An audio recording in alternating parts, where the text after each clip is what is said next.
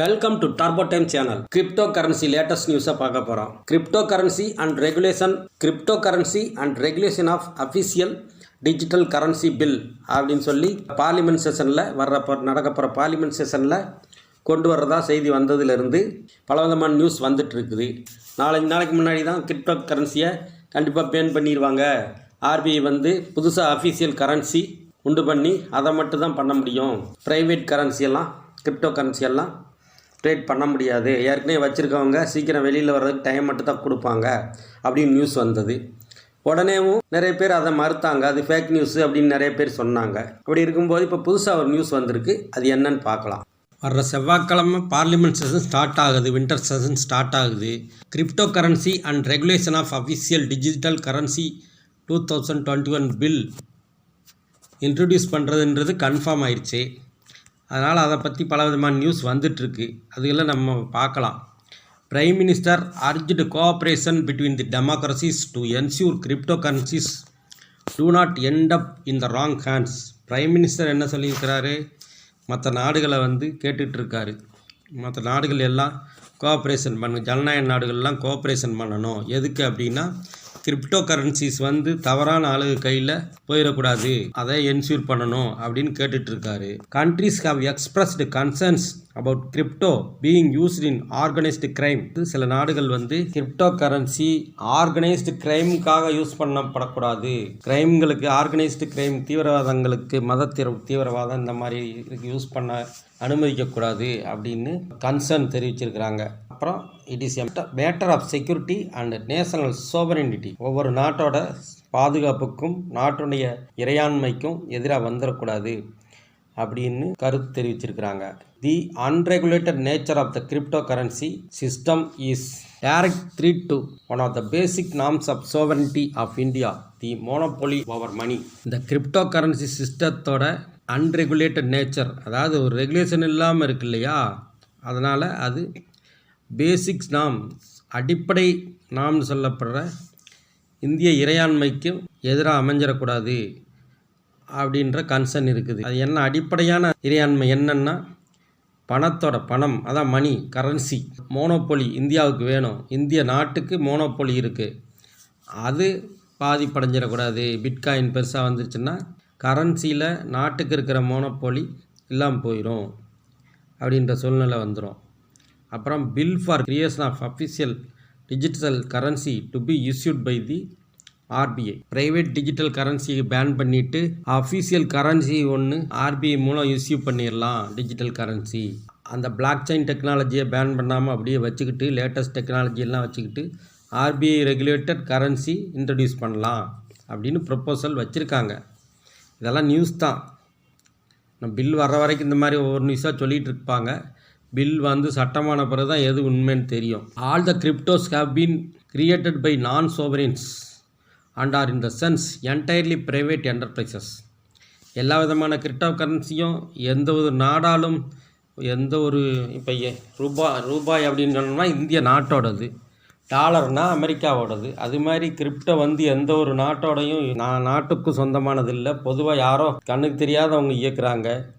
அதனால் அது எல்லாமே ப்ரைவேட்டு அப்படின்னு தான் கருதப்படும். There is no underlying intrinsic value of these private currencies as the lack all the attributes of a currency.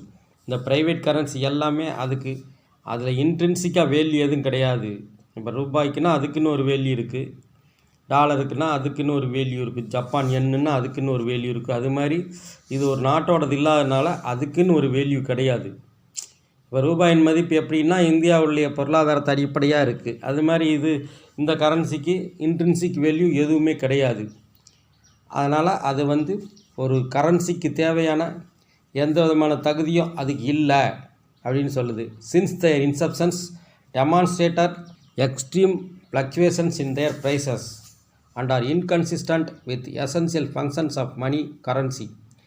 இந்த பிட்காயின்கள்லாம் எத்திரியம் இந்த மாதிரி காயின்கள்லாம் அது வந்ததுலேருந்து எக்ஸ்ட்ரீம் ஃப்ளக்சுவேஷன்ஸு ஹை வொலாட்டிலிட்டி சந்திச்சிருக்குது. ரொம்ப மேலே இங்கேயும் போயிட்டு இருக்குது. அதனால் அது ரொம்ப இன்கன்சிஸ்டண்ட்டாக இருக்கிறதுனால எசென்சியல் ஃபங்க்ஷன்ஸ் ஆஃப் மணி, ஒரு பணம் கரன்சி அப்படின்னு சொல்கிற தகுதி அதுக்கு இல்லை. அதாவது ஒரு நாட்டுடைய கரன்சின்னு அதை கொண்டு வர முடியாது, லீகல் டெண்டராக யூஸ் பண்ண முடியாது, கூடாது அப்படின்றாங்க. And Hans private crypto currencies cannot replace Fiat currencies. அதான் ஒரு முழு அளவில் அதை பணமாக யூஸ் பண்ண அனுமதிக்கக்கூடாது அப்படின்னு சொல்கிறாங்க. இஐ சல்வேடர் அப்படின்ற கண்ட்ரி மட்டும்தான் அதை அஃபீஷியல் கரன்சியாக அஃபீஷியல் யூஸுக்கு அனுமதிச்சிருக்குது. ஒரு bitcoin should not be used as legal tender considering the significant risks it has for consumer protection, financial integrity and stability. International monetary fund வந்து அந்த நாட்டை வார்ன் பண்ணியிருக்குது. அதை ஃபுல்லாக லீகல் டெண்டராக யூஸ் பண்ணக்கூடாது, யூஸ் பண்ணோம்னா அது consumer protection, financial integrity, stability எல்லாம் இல்லாமல் போயிடும் அப்படின்னு சொல்லியிருக்குது.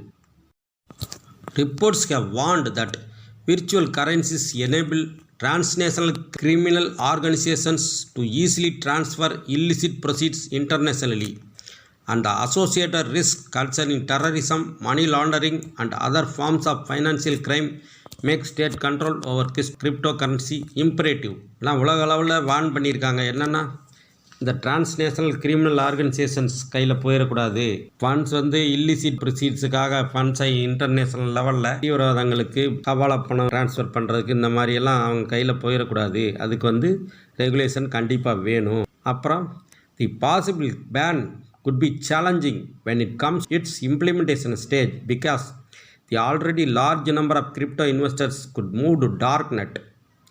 அதாவது பேன் கம்ப்ளீட்டாக பிளாங்கட் பேன் போட்டாலும் அதை போடுறது தான் ஈஸி, அதை அமுல்படுத்துன்றது ரொம்ப ரொம்ப கஷ்டம், அது ரொம்ப சேலஞ்சிங்காக இருக்கும்.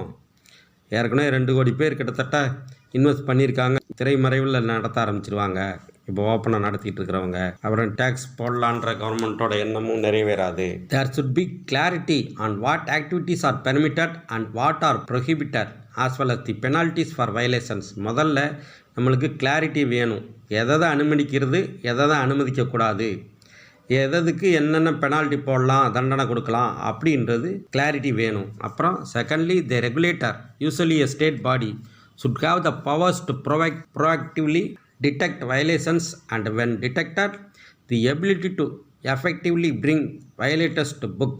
என்னென்னா முதல்ல நம்ம எல்லாம் எதை அனுமதிக்கணும் எதை அனுமதிக்கக்கூடாது, என்ன தண்டனை, இதைத்தான் பேசிகிட்டு இருக்கிறோம். ரெண்டாவது முக்கியமான விஷயம், ஒரு ரெகுலேட்டர் அது அரசோட ரெகுலேட்டராக தான் இருக்கணும். அந்த ரெகுலேட்டருக்கு பவர் வேணும், அதை தானே கண்டுபிடிச்சி நடக்கிற இதுகள் மானிட்டர் பண்ணி கண்டுபிடிச்சி ஏதாவது டிடெக்ட் பண்ணால் அதுக்கு தண்டிக்கிறதுக்கு அல்லது முடிவெடுக்கிறதுக்கு அதுக்கு பவர் வேணும் முதல்ல அந்த ரெகுலேட்டருக்கு. அந்த அளவுக்கு நம்ம நாட்டில் கிடையாது. நம்ம நாடு ஏற்கனவே கரப்ஷன் நிறைஞ்ச நாடு.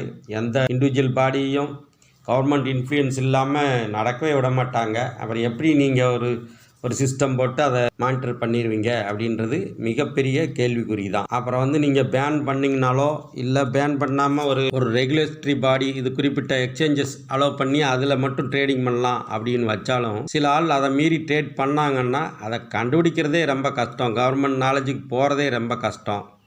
அப்புறம் அப்படியே போனாலும் அதை நடவடிக்கை எடுக்கிறதுன்ட்டு நம்ம செக்யூரிட்டி சிஸ்டத்துக்கே தெரியாது. அதுக்கு எக்ஸ்பர்டைஸ் வேணும், அதை கண்டுபிடிக்கிறதுக்கே ஒரு எக்ஸ்பர்டைஸ் வேணும். சைபர் கிரைம் கண்டுபிடிக்கிறதுக்கு சில சமயங்களில் தடுமாறிட்டு இருக்கிற மாதிரி இது கிரிப்டோ கரன்சியில் ஏதாவது தப்பு நடந்ததுன்னா அதை கண்டுபிடிக்கிறது அவ்வளோ ஈஸி கிடையாது, ரொம்ப தடுமாறுற சூழ்நிலை ஆயிரும். A regulatory framework that merely addresses what activities are permitted does not serve any purpose. Even a complete ban would mean nothing if the state does not have the means or expertise to enforce the ban. ஒரு regulatory framework போட்டாலும் சரி, complete pan போட்டாலும் சரி, அதுக்கு தேவையான நாலேஜும் தேவையான முறைகளும் வேணும் அந்த இதை அமல்படுத்துறதுக்கு. It could well be that the technologies which cryptocurrencies are based will define our lives in the decades to come. ஆனால் இன்னொரு விஷயம் என்னன்னா, இந்த blockchain technology, crypto currency டெக்னாலஜின்றது வருங்கால, அதாவது வரும் 10 ஆண்டு 20 ஆண்டு காலங்களுக்கு முக்கியமான ஃபோர்ஸாக நம்ம வாழ்க்கையில் தீர்மானிக்கிறதா இருக்கும் அப்படின்றதுல எந்த சந்தேகமும் கிடையாது. What the government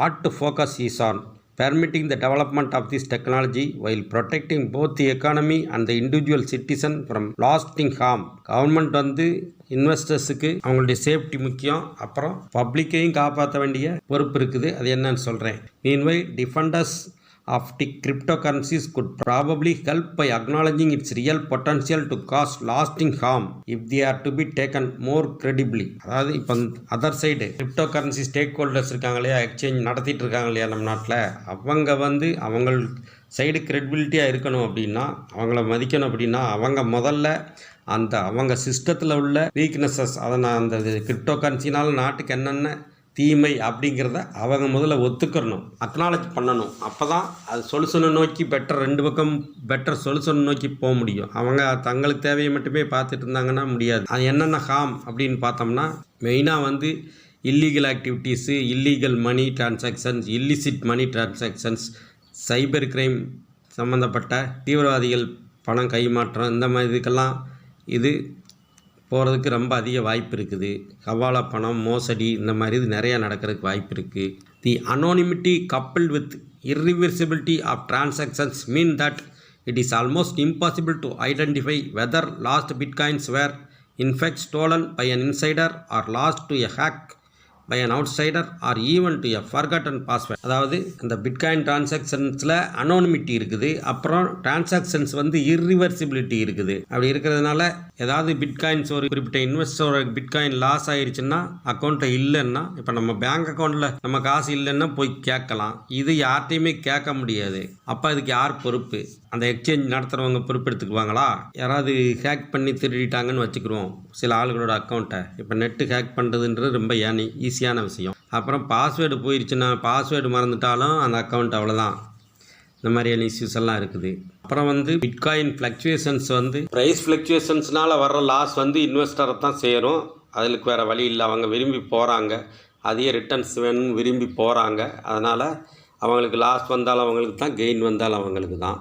அந்த எக்ஸ்சேஞ்சஸ் எல்லாம் அவங்களுடைய இன்வெஸ்டர், அவங்க கையில் இருக்க இன்வெஸ்டரோட அக்கௌண்ட்டில் இருக்கிற பிட்காயின்ஸுக்கு அவங்க சேஃப்டிக்கு அவங்க பொறுப்பு அப்படின்ற மாதிரி எடுத்துக்கிறணும். பேங்க் அவங்களுடைய இன்வெஸ்டர்ஸு, பேங்க்கோட கஸ்டமர்ஸோட மணிக்கு கேரண்டி கொடுக்குற மாதிரி அவங்க கையில் இருக்க இன்வெஸ்டரோட மணிக்கு, பிட்காயினுக்கு அவங்க கேரண்டி கொடுக்கணும். அது ரொம்ப இம்பார்ட்டன்ட்.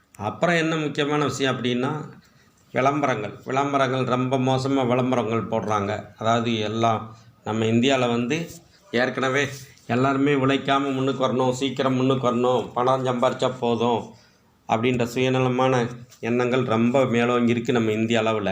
அதுவும் தமிழ்நாட்டு அளவில் இன்னும் உழைக்கவே கூடாது, உழைக்காமல் எப்படி சம்பாதிக்கிறது, சீக்கிரம் சம்பாதிக்கிறது அப்படின்ற மென்டாலிட்டி ரொம்ப மேலோங்கி இருக்கிற இந்த காலத்தில் அவங்க மக்களுடைய அந்த எண்ணத்தை காசாக்கிறதுக்காக, அவங்ககிட்ட இருக்க காசெல்லாம் பிடுங்கிறதுக்காக இந்த மாதிரி பிட்காயின் மட்டும் கிடையாது, online rummy, casino, binary options, forex trading, அப்புறம் ஏற்கனவே இருக்குது கிரிக்கெட் சூதாட்டம், இந்த மாதிரி ஏகப்பட்டது, பெட்வே அப்படின்னு சொல்லி ஏகப்பட்டது மக்கள் காசை பிடுங்கிறதுக்கு ஆசையூட்டக்கூடிய விளம்பரங்கள், முழுப்பக்க விளம்பரங்கள், செய்தித்தாள்கள், அப்புறம் சோசியல் மீடியா எல்லாத்தையும் விளம்பரம் போடுறாங்க. இதெல்லாம் கவர்மெண்ட்டு ஆர்கனைஸ் பண்ணி தடை பண்ணலாம். Unapproved schemes for collecting money from investors are prohibited by law.